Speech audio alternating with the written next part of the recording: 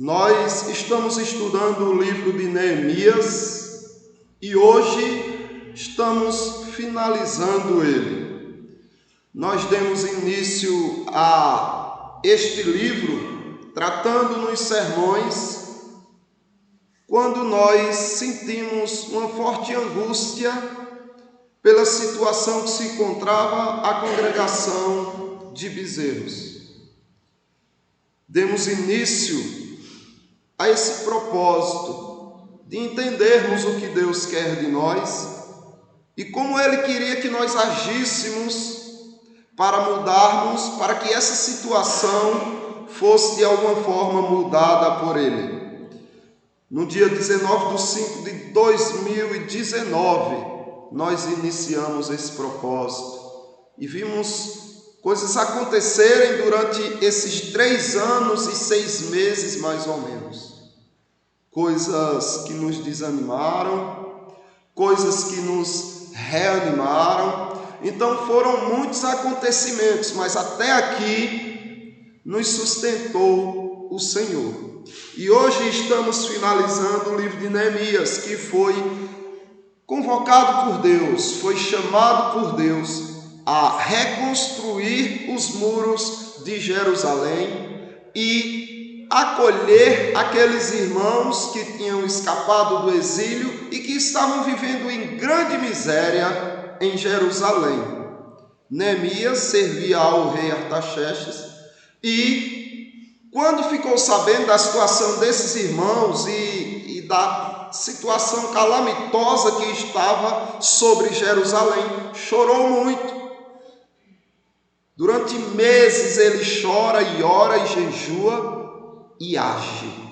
E ele começa a tomar providências e nós fomos vendo passo a passo e fomos também fazendo conforme aquilo que nós víamos que era o correto ser feito, dentro do que agrada ao nosso Deus. Agora, Neemias, depois de reconstruir os muros, de colocar os alicerces do templo, percebe que a luta dele não acabou. Quando ele se dá conta, ele vê que o povo estava se misturando com outros povos, de tal maneira que muitos deles nem sabiam mais falar a língua hebraica, mas falavam a língua dos outros povos. É o trabalho de Neemias e a continuação desse trabalho que faz com que a igreja do Velho Testamento vá sendo purificada pela graça de Deus. E eu quero questionar os irmãos antes de entrarmos para o texto. O quanto você trabalha para alcançar seus objetivos? Todos aqui têm objetivos, certamente, têm planos, têm sonhos. Se não for sonhos de crescimento, mas é pelo menos sonhos de manutenção, de preservação daquilo que já conquistou até hoje. E o quanto você trabalha nesse objetivo?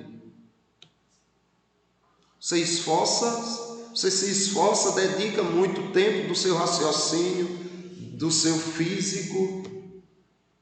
Você dedica tempo para isso, para alcançar seus objetivos. E quanto ao seu trabalho para com Deus? O quanto você trabalha para com Deus, com esse fim, com esse propósito? Porque, na verdade, tudo que você faz deveria ser visando ofertar a Deus, dar a Deus aquilo que você está realizando. Se você tem um trabalho, se você é empregado, todo o seu trabalho tem que ser visando o reino de Deus. Se você é patrão, tem que ser visando o reino de Deus. Se você tem sonhos, objetivos de crescimento, tem que ser visando o reino de Deus. Tem que ser visando a igreja do Senhor. Tem que ser visando o fortalecimento desta comunhão e expandindo-se para outras comunhões, com outros irmãos da mesma denominação e até de outras denominações fiéis. Mas tudo tem que girar em torno de trabalho e de um trabalho para o reino de Deus.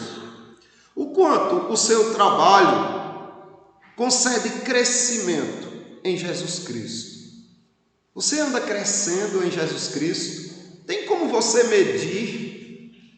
Você estagnou? Você esfriou? Você regrediu? Ou você tem avançado naquilo que você faz? A tua igreja tem crescido por tua causa?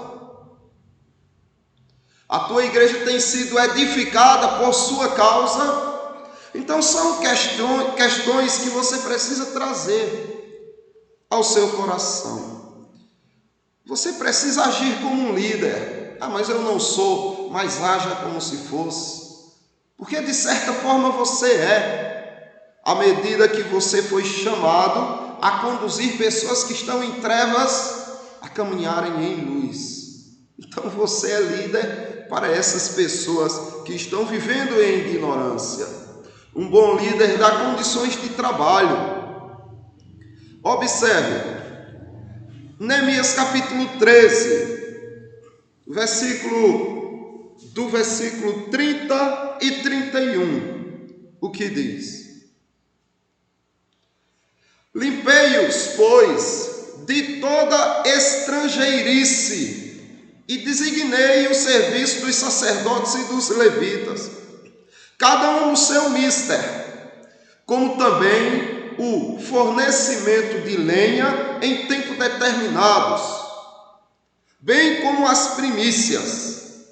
Em toda bondade, em tua bondade, lembra-te de mim, ó Deus.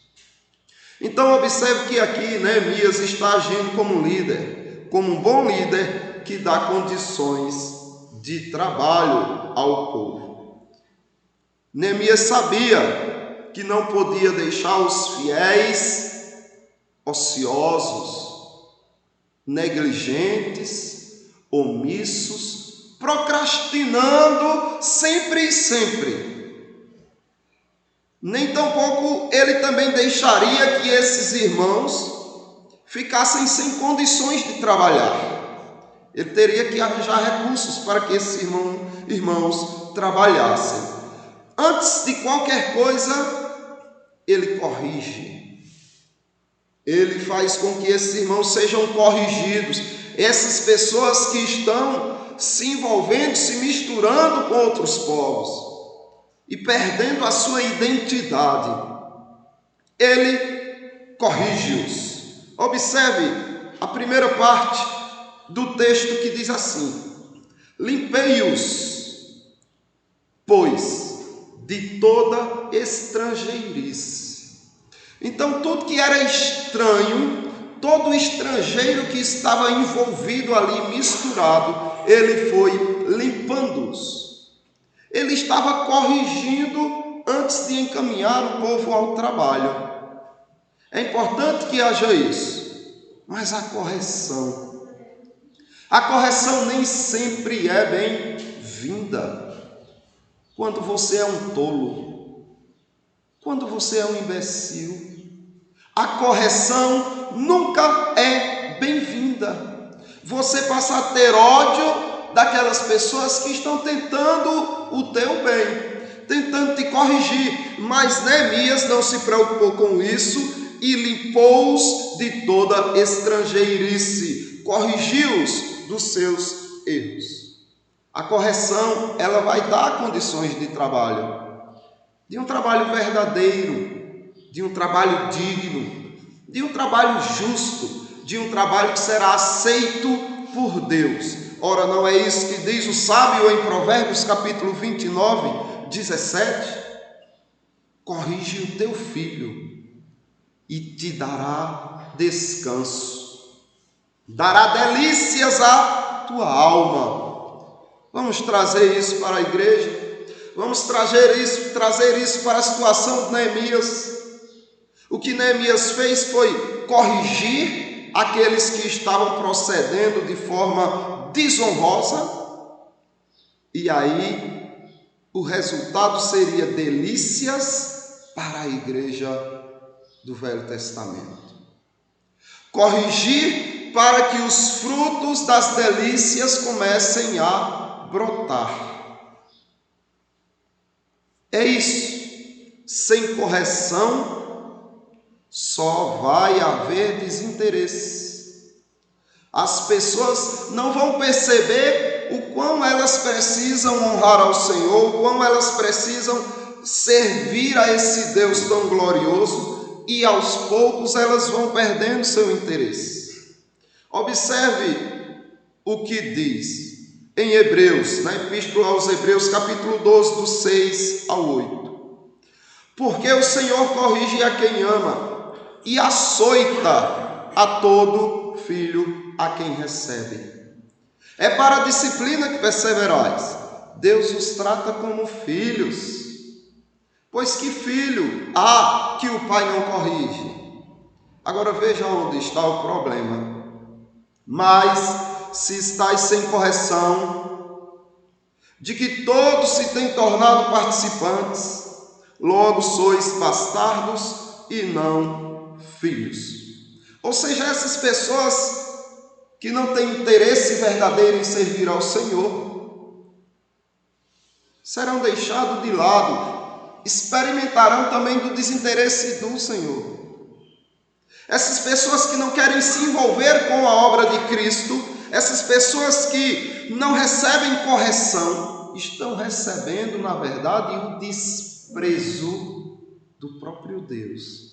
Mas aqueles a quem o Senhor quer usar, aqueles a quem o Senhor quer que trabalhe no seu reino, seja útil, estes são corrigidos por Ele. Porque Ele corrige a todo filho, Ele disciplina aos seus filhos, para que eles perseverem no trabalho para o qual foram designados. Se não houver correção, se não houver conversão, não cessará a correção. Quando você é filho é um problema. Você sofre e muito quando não se corrige. Porque Deus usa alguém do púlpito para dizer o quanto você está errando. E você não se corrige. Então Deus usa um irmão da igreja para dizer que você está errando e você não se corrige. E muitas vezes Deus usa até um ímpio para te envergonhar e dizer que você está errando e você não se corrige. E Deus pesa a mão em você, trazendo algum tormento para a sua vida, e você não se corrige. E aí o que Deus faz?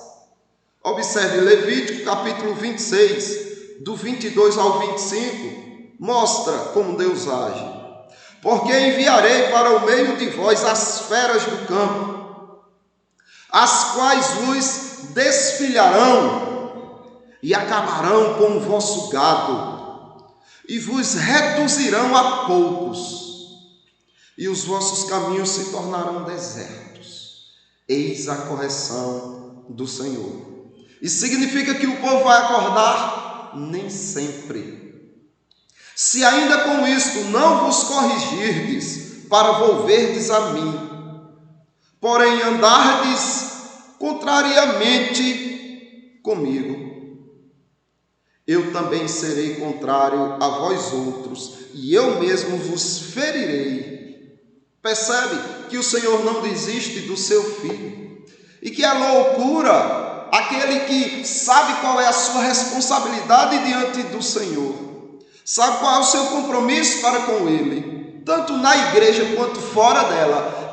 Percebem que é loucura resistir nessa sua obstinação?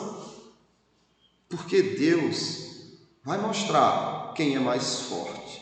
Nem Faraó conseguiu resistir por muito tempo.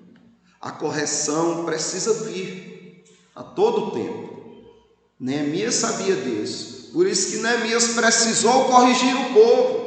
E é isso que Paulo está dizendo ao jovem Timóteo, que estava sendo encaminhado no seu trabalho pastoral. Paulo diz a Timóteo o seguinte: conjuro-te perante Deus e Cristo Jesus, que há de julgar vivos e mortos, pela sua manifestação e pelo seu reino.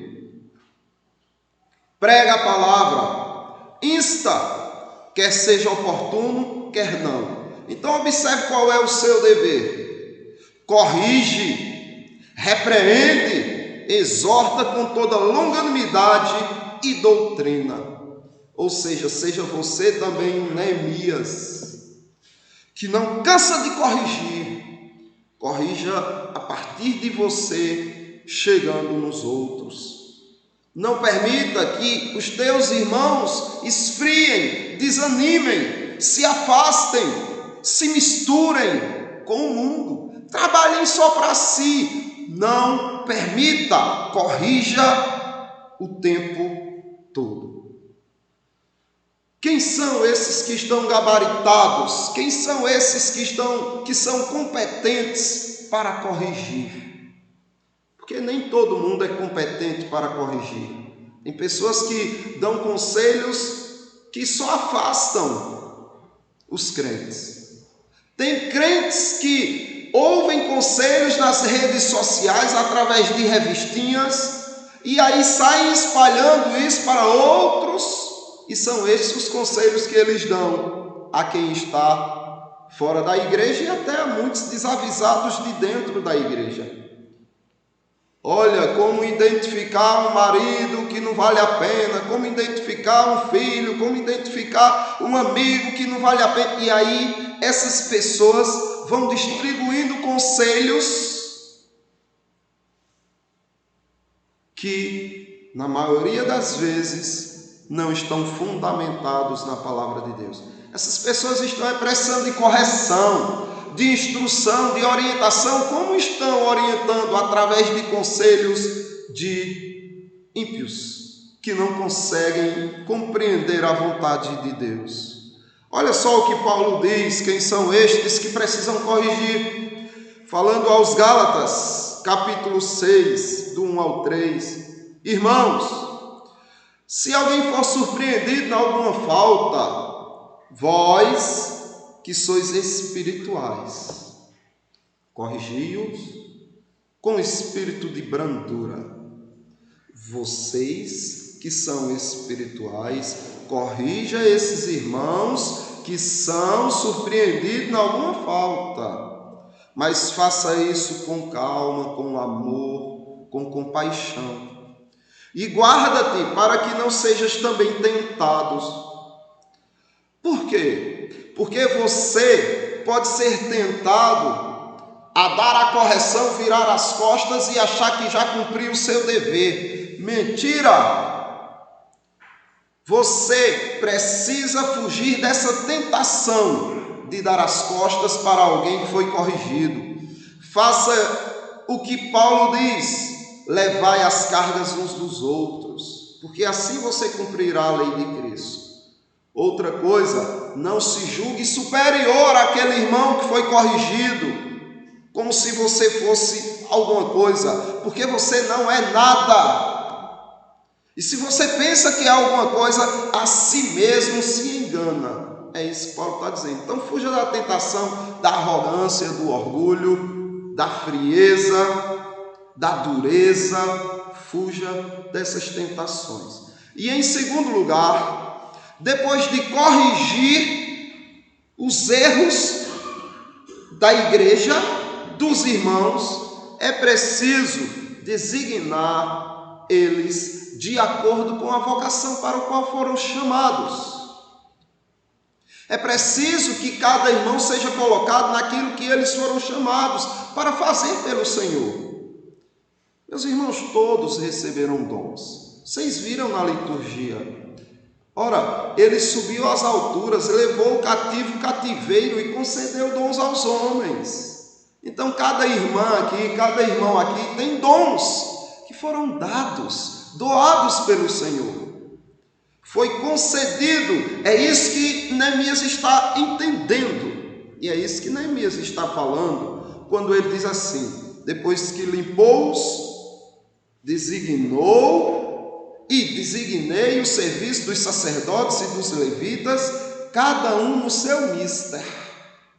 Eu designei eles, cada um, para a função que lhe é devida. Então Neemias, ele tinha esse cuidado. Não é simplesmente, ei, trabalhe, faça ali, suba no púlpito, ou senão você assuma essa responsabilidade. Não. Olha, você tem que dom, porque é belíssimo, irmãos. É esplêndido você olhar pessoas trabalhando naquilo para que foram chamados. Pessoas que receberam talentos do Senhor e os desenvolve de maneira que quando o Senhor voltar, Ele vai honrar esses irmãos. Ele vai honrar esses irmãos. Foste fiel no pouco, eu te colocarei sobre muitos. Mas é preciso que cada um tenha ali a sua vocação estabelecida. Cada um na força da graça que recebeu. Todos vocês receberam dons. Todos vocês são agraciados por Deus. E precisam trabalhar de acordo com esses dons e a graça que vos foi dada. Como diz o apóstolo Paulo aos Romanos, capítulo 12, do 4 por diante. Você observa que diz assim: porque assim como um só corpo temos muitos membros, mas nem todos os membros têm a mesma função. Assim também nós, conquanto muitos, somos um só corpo em Cristo, e membros um dos outros, tendo, porém, diferentes dons, segundo a graça que nos foi dada. Agora reflita o quanto isso é sério. Jesus Cristo vem a esse mundo, passa o que passou, sofre o que sofreu, é rejeitado pelo Pai pelo propósito de que você seja acolhido pelo Pai. Ele sobe às alturas, deixa você todo gabaritado, capacitado, cheio de dons, por meio de sua graça, e você usa tudo isso para crescer financeiramente, para crescer intelectualmente, para crescer em fama, para experimentar dos prazeres que você pode, menos para o reino de Deus. O que é que você está fazendo? Você está usando aquilo que Deus te deu para um propósito e desviando de finalidade. Acha que ficará por isso mesmo? Não ficará, meus irmãos. Cada um tem que ser estabelecido na sua função. Como aos Coríntios, na sua primeira epístola, Paulo diz, no capítulo 12, do 27 por diante: ora, vós sois corpo de Cristo, e individualmente, todos vocês, toda a igreja é o corpo de Cristo, mas individualmente, vocês são membros desse corpo. A uns estabeleceu Deus na igreja, aí ele vem dizendo apóstolo em primeiro, depois profetas, depois mestres, operadores de milagres, dons de curar, socorros, governos, variedades de línguas, porventura são todos apóstolos, e ele sai perguntando: olha, Deus te deu dons, e cada um serve com o seu dom a igreja dele. A igreja de Cristo pode ser muito, não é pouco, edificada através de você, desse dom que Deus te deu, ou ela pode sofrer, estagnar, regredir pela omissão do seu dom, que você insiste em não querer usar para o crescimento da igreja. Agora entenda, existe alguém por trás de quem recebe a função. Não é que você recebe ali a função e agora se vire. Não. O Senhor Deus está sempre em você, com você e por você, para que o seu dom seja muito bem utilizado para o crescimento da igreja. Observe ainda na epístola aos Coríntios, na primeira epístola, capítulo 12, do 4 por diante, mas a parte que diz: mas o mesmo Deus é quem opera tudo em todos. A manifestação do Espírito é concedida a cada um visando um fim proveitoso. Como isso é sério? Como isto é sério? O mesmo Deus opera tudo em todos. Mas espera aí, eu não tenho feito nada pelo Senhor.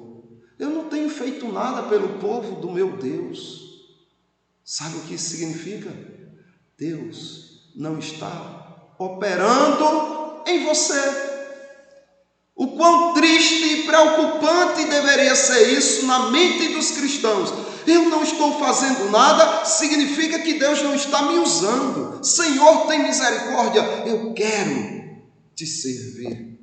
Eu quero te honrar, porque eu não estou sendo útil à tua igreja. Era para causar preocupação, mas para muitos, tanto faz como tanto fez. Isso é grave, porque essas pessoas não estão sendo parte da manifestação do Espírito Santo em suas vidas. Existe alguém por trás dessas realizações, mas um só e o mesmo Espírito realiza todas essas coisas, distribuindo-as como lhe apraz a cada um individualmente. Veja, que coisa tão maravilhosa de se ouvir, que o Espírito Santo, ele está realizando estas obras, estas funções, e ele está distribuindo segundo lhe apraz. Ele observa como é que a igreja precisa ser edificada e diz: você vai ter certo dom, você tal, e ele distribui para que cada um individualmente seja útil no reino de Deus. Cada um aqui é encaminhado para um objetivo: edificar.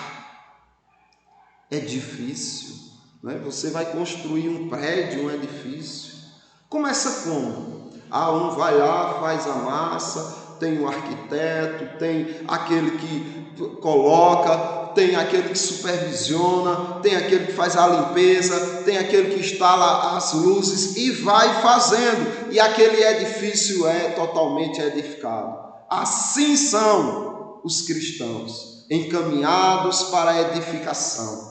Era isso que Neemias entendia, e foi isso que Neemias disse ao povo: ei, você que está fazendo aí de braços cruzados, volte, sua função é aquela ali. E você, por que está exercendo algo que não tem nada a ver com a sua vocação? Saia daí, assuma o seu posto e sai corrigindo para que a igreja seja edificada. É o que Paulo diz aos Coríntios na sua primeira epístola, capítulo 14. O que fala em outra língua a si mesmo se edifica, mas o que profetiza edifica a igreja. Eu quisera que todos vós falasseis em outras línguas, muito mais, porém, que profetizasseis, pois quem profetiza é superior ao que fala em outras línguas, salvo se as interpretar, para que a igreja receba edificação. Então, observe. O que o apóstolo Paulo está dizendo: só existe um sentido se houver edificação. Mas os irmãos que falavam línguas naquela época, eles eram edificados a si mesmos. Paulo diz: não vale de nada. Se não houver uma edificação para o todo, a tua edificação será vã.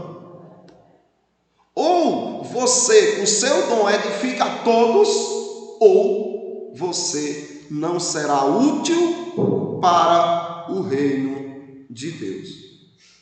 Progresso pessoal? Sim, você tem que progredir, você tem que buscar melhora, você tem que buscar evolução, você tem que buscar conhecimento, crescimento a cada dia de sua vida. Progresso pessoal. Mas à medida que você cresce, o povo de Cristo tem que crescer junto.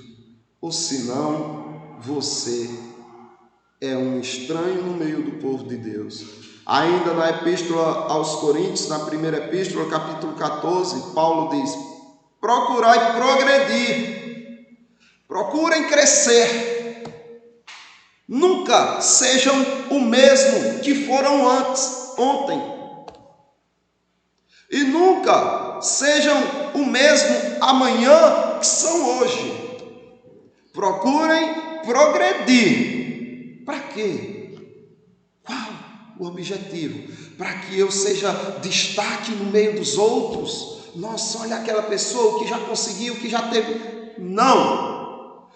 Para edificação da igreja, ou teu crescimento serve de bênção para a igreja, ou servirá de maldição para você mesmo. Procurai progredir para edificação. E por fim, meus irmãos, é preciso que se dê condições de trabalho. É importante que antes de você estabelecer pessoas no trabalho, corrija, instrua, oriente. Essas pessoas precisam serem libertas de toda estrangeirice, como fez Neemias. Mas depois disso, procure ver o dom de cada um qual é. Mas não faça a loucura de estabelecê-los nas funções e depois dar as costas. E faltar recursos, e faltar condições, e faltar apoio, e você dizer se vire. Porque Neemias não fez isso. Observe o que diz no final do versículo 30. Como também o fornecimento de lenha em tempos determinados vem como as premissas. Então, além de Neemias corrigir, estabelecer cada um na sua função, ele disse: agora eu vou restabelecer o fornecimento de lenhas no seu tempo determinado, bem como as primícias das quais eles têm direito. Então houve um apoio. É horrível você querer trabalhar para Cristo na igreja, servir aos irmãos e olhar para o lado, precisar de alguma coisa, você sabe que aquele líder tem ou aquele irmão tem, mas eles não estão dispostos a te dar para que você faça um bom trabalho. E Neemias não deixaria estes sozinhos. Eles foram enviados ao trabalho. Veja só o que o apóstolo Paulo diz aos Romanos na sua epístola, capítulo 10, do 13 ao 15. Não foi assim que aconteceu com você? Você não foi enviado também ao trabalho? Porque todo aquele que invocar o nome do Senhor será salvo. Como, porém, invocarão? Aquele a quem não creram. E como crerão naquele de quem nada ouviram? E como ouvirão, se não há quem pregue? E como pregarão, se não forem enviados? Como está escrito: quão formosos são os pés dos que anunciam coisas boas. O Evangelho está passando, não o Evangelho, porque o Evangelho jamais entrará em crise, mas a forma de pensar dos cristãos está numa crise terrível. Porque eles pensam: eu vou pregar o que para fulano, se todo mundo hoje conhece sobre Jesus Cristo? É como se pensassem que cada pessoa já sabe de tudo e não tem o que aprender. Que engano o seu! Você foi enviado para levar a verdade para eles. Você foi enviado para corrigir todas as heresias que giram em torno de Cristo na vida deles. No Cristo que eles programaram para si. São tantas aberrações, tantas heresias, que essas pessoas, familiares, amigos e pessoas que estão aí fora, inclusive dentro de igrejas evangélicas, tantas heresias que estão envoltas ali com a capa como se fosse evangelho, que você nem imagina. E você foi enviado para estas pessoas, certo? Se foram enviados, também precisam ser acompanhados, precisam receber recursos. Enviados da igreja. Observe, você vem para a igreja, mas não fica aqui. Daqui umas horinhas estamos indo para casa, estamos saindo para os nossos afazeres, para o mundão. Então você vem para a igreja e daqui você é enviado pelo mundo e para as igrejas. Então você tem um trabalho a realizar. Observe como eram na igreja primitiva. 3 João capítulo 1, do 5 por diante. Amado, falando de Gaio, amado, procedes fielmente naquilo que pratica para com os irmãos, e isto fazes mesmo quando são estrangeiros, os quais, perante a igreja, deram testemunho do teu amor. O que estava acontecendo aqui? Esses irmãos foram enviados da igreja pelo mundo e chegaram na igreja de Gaio, ou seja, enviado também para outras igrejas. E Gaio os acolhe. E aí João está dizendo, olha, esses irmãos voltaram e deram belíssimo testemunho a teu respeito. Mas esses irmãos precisam de condições para desempenharem o seu trabalho. E é o que acontece aqui. Bem farás, encaminhando-os em sua jornada por modo digno de Deus. Gaio, não basta só você acolher esses irmãos, mas basta você também dar condições para que eles sigam avante, de um modo digno de Deus. Pois por causa do nome foi que saíram, nada recebendo dos gentios. Saíram sem nada. Isso é fé. A gente precisa fazer o trabalho. Como é que a gente faz? Não temos recursos. Vamos.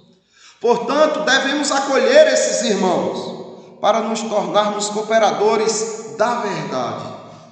Escrevi alguma coisa à igreja, mas Diótrefes, que gosta de exercer a primazia entre eles, não nos dá acolhida. Então, observe, existia um líder da igreja que dizia, aqui vocês não pisam e do nosso comer vocês não comem e do nosso teto vocês não desfrutam, e deixam eles desamparados. Mas Gaio os acolhe e os encaminha de modo digno de Deus. Então esses irmãos fizeram um trabalho, um bom trabalho, esses missionários, mas porque receberam apoio de outros que puderam ajudar.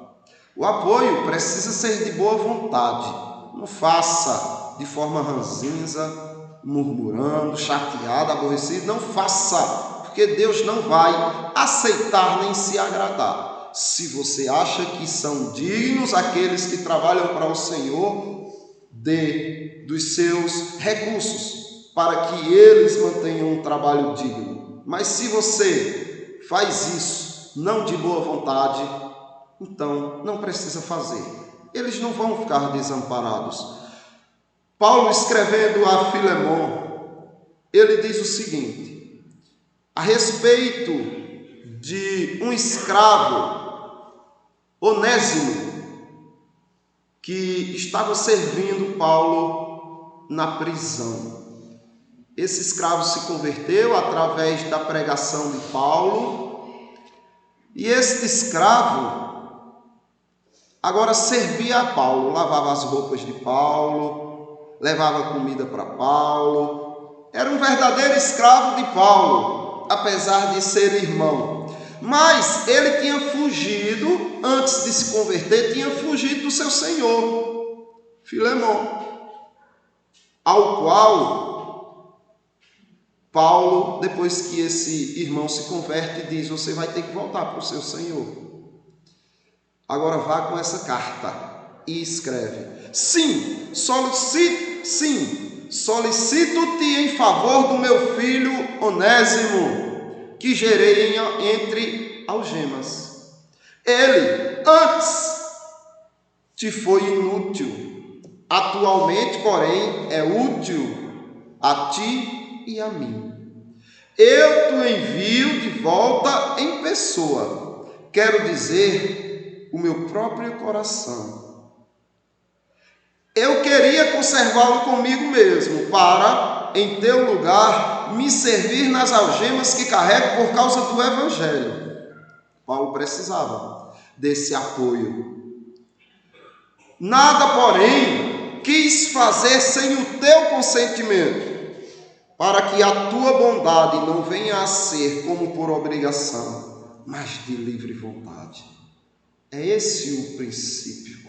É contra isso que você tem que combater. O teu coração mesquinho, avarento, dizendo que você não vai, não, aquele irmão nem merece, aquela irmã nem merece. Muitas desculpas surgirão para que você não dê apoio àqueles que estão trabalhando. Mas combata isso para que você faça alegremente e de boa vontade.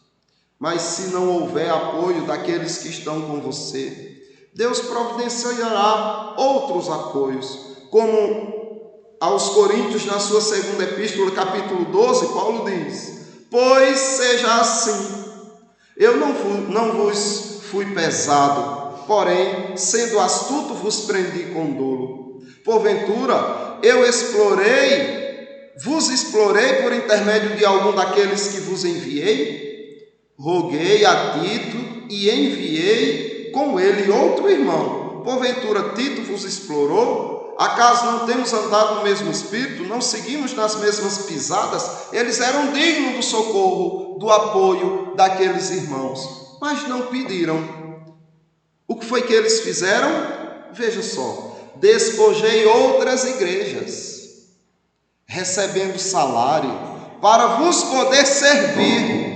E estando entre vós, ao passar privações, não me fiz pesado a ninguém, pois os irmãos, quando vieram da Macedônia, supriram o que me faltava, e em tudo me guardarei de vos ser pesado. Então observe que Deus foi providenciando outros para o socorro e o desempenho daquela função. Então não é desculpa para você dizer: eu queria tanto trabalhar na igreja, mas ninguém me dá apoio, ninguém abre caminho para mim, ninguém faz isso ou aquilo. Simplesmente vá, faça aquilo para o qual você foi designado, e você verá que recursos e apoio surgirão.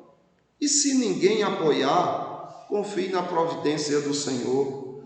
O Evangelho segundo Lucas, capítulo 10, diz assim: ide, eis que vos envio como cordeiro para o meio de lobos.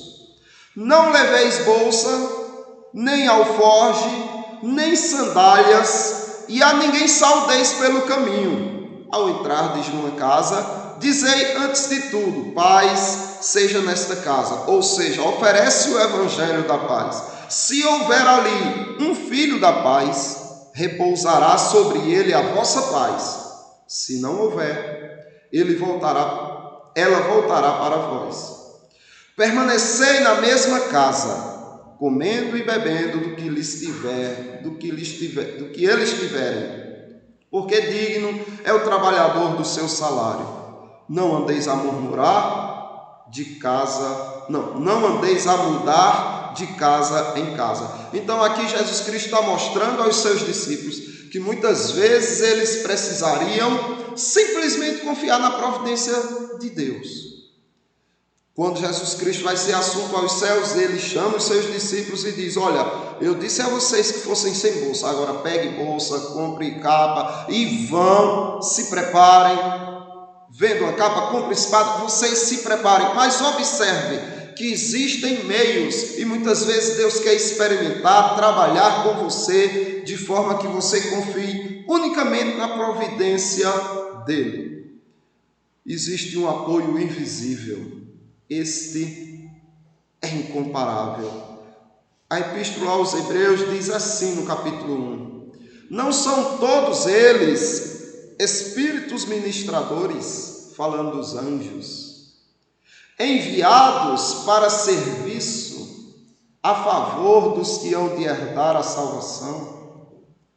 Existe um apoio invisível, incrível, que você tem para cumprir e executar a sua missão aqui na terra. E o apoio é este. Disse-lhes, pois, Jesus outra vez: Pai seja convosco, assim como o Pai me enviou, eu também vos envio. E, havendo dito isto, soprou sobre eles e disse-lhes: recebei o Espírito Santo. João capítulo 20, 21 e 22. Agora digam, do que mais vocês precisam? Você tem o Espírito Santo de Deus. Só basta você marchar e o mar temerá e se abrirá. Você vai se surpreender se você for confiando nesse Deus. Como Neemias fez. Neemias finaliza o seu livro dizendo o seguinte: lembra-te de mim, Deus meu, para o meu bem. Senhor, eu estou fazendo tudo isso, mas não é confiando nas minhas forças. Senhor, eu limpei eles de toda estrangeirice, eu corrigi-os. Senhor, eu encaminhei-os para as funções das quais eles são capacitados para realizar. Senhor, eu dei apoio a eles com recursos e tudo que eles precisavam. Mas, Senhor, nada disso vai significar, nada disso terá valor se o Senhor não lembrar de mim para o meu bem. Então, que os irmãos possam confiar em Deus e entender que vocês precisam dar condições de trabalho. Aqueles que precisam trabalhar. Para dar condições de trabalho ao seu irmão, você precisa corrigir ele dos seus erros. Você precisa depois designar ele de acordo com a vocação para o qual ele foi chamado. E por fim, você precisa dar condições de trabalho para ele. Não é deixá-lo abandonado. O próprio Cristo assim o fez, quando disse que todo poder lhe foi dado nos céus e na terra. Encaminhou os discípulos e disse: eis que estou convosco todos os dias, até a consumação dos séculos. Então, sigamos o exemplo do nosso Senhor e Mestre, Jesus Cristo. Meus irmãos, vamos responder a mensagem, abrindo a palavra de Deus ainda na Epístola de Paulo aos Efésios, capítulo 4, do 17 ao 24, uma leitura alternada. Isto, portanto, digo e no Senhor testifico, que não mais andeis como também andam os gentios, na vaidade dos seus próprios pensamentos, obscurecidos de entendimento, alheios à vida de Deus, por causa da ignorância em que vivem, pela dureza do seu coração, os quais, tendo se tornado insensíveis, se entregaram à dissolução para, com avidez, cometerem toda sorte de impureza. Mas não foi assim que aprendestes a Cristo. Se é que, de fato, o tendes ouvido e nele fostes instruído, segundo é a verdade em Jesus, no sentido de que, quanto ao trato passado, vos despojeis do velho homem, que se corrompe segundo as concupiscências do engano, e vos renoveis no espírito do vosso entendimento, e vos revistais do novo homem, criado segundo Deus, em justiça e retidão, procedentes da verdade. Amém, irmãos. Vamos cantar um hino ao Senhor em resposta.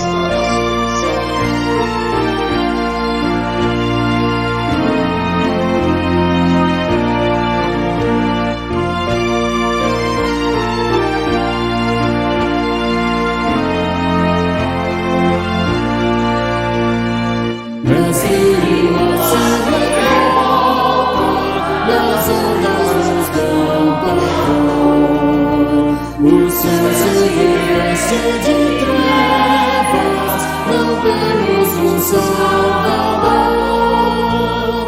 Não sentirá que mudamos, podes assim dormir.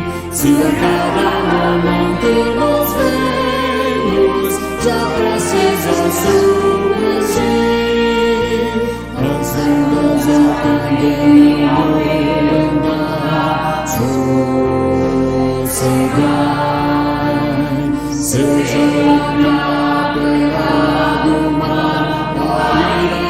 dos homens o gênio do mal, das águas não podem naufragar, calando o Senhor, Rei do céu e mar, pois todos ouvem o meu mandar, sossegai, sossegai, com voz para vos salvar, sossegai. Mestre, tão grande tristeza me quer hoje consumir, na dor que perturba minha alma, te imploro, vem me acudir. De ondas não me encobrem, que me virá valer. Não tardes, bom mestre, estou quase a perecer. As ondas aprendem a lembrar, sossegai, seja levada pela mar, a ira dos homens, o gênio do mal, das águas não podem naufragar, que é o Senhor, Rei do céu e mar, pois todos ouvem o meu mandar, sossegai, sossegai, convosco estou para vos salvar, sossegai.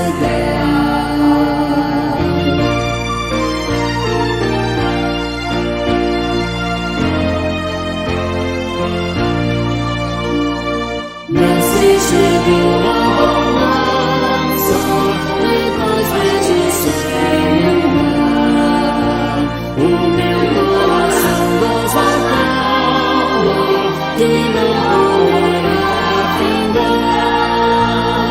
Fica pela rua, mestre, dono da terra e céu, eu hei de chegar bem seguro ao porto destino meu. As ondas atendem ao mandar, sossegai, seja levada pela mar, a ira dos homens, o gênio do mal, as águas não podem naufragar, que leva o Senhor do céu e mar, pois todos ouvem o meu mandar, sossegai, sossegai, convosco estou para vos salvar, sossegai. Amém, meus irmãos, podem sentar. Em resposta ao nosso Deus, eu vou pedir que o nosso irmão Osmar nos conduza a Deus em uma oração. Senhor Deus, nosso Pai, te agradecemos nesse momento por este tão precioso Evangelho. Amém. Que nos é trazido através desta congregação, através dessa ministração, desse culto, nesse exato momento, Senhor. Amém, Senhor. Durante o período, vivenciamos o estudo bíblico através do livro de Neemias, este livro que nos trouxe conhecimento de como proceder, de como caminhar na igreja. Amém, Senhor. Tão bom e gostoso é saber que tu designaste cada um de nós para cada um na sua luta, no seu momento, pudesse erguer sua voz, erguer seus conhecimentos, seus dons, para que pudesse estar na tua casa, te servindo e de forma especial estar o tempo todo à tua disposição. Amém, Senhor, nós te agradecemos, orando em nome de Jesus Cristo, teu Filho amado, para o qual Ele designou para todos nós o ID para pregar o Evangelho a toda criatura. Amém, Senhor. Nós te agradecemos, ó Pai, em nome de Jesus Cristo. Amém. Amém, Senhor. Meus irmãos, o culto está encerrado. mas nós vamos ter ainda nossa escola bíblica e também nosso ágape, né? Nossa confraternização, nosso momento de comunhão. Deus abençoe os irmãos.